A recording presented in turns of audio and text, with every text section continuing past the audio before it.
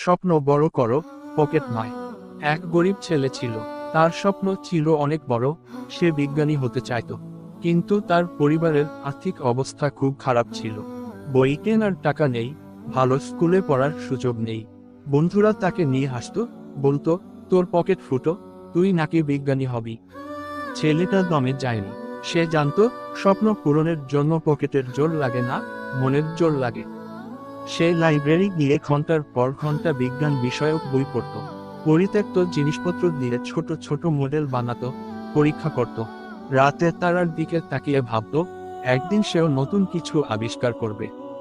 একদিন এক বিজ্ঞান মেলায় সে নিজের হাতে বানানো একটি সরল যন্ত্র নিয়ে যায়। সবাই অবাক হয়ে তার কাজ দেখল।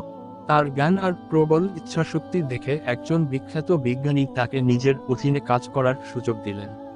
ছেলেটা কঠোর পরিশ্রম করে সফল হলো। সে প্রমাণ করলো, তারা চিহ্ন স্বপ্ন বড় করো, পকেট নয় তারা চিহ্ন। কারণ স্বপ্ন দেখার জন্য কোনো টাকার প্রয়োজন হয় না, প্রয়োজন হয় অদম্য ইচ্ছা আর চেষ্টার।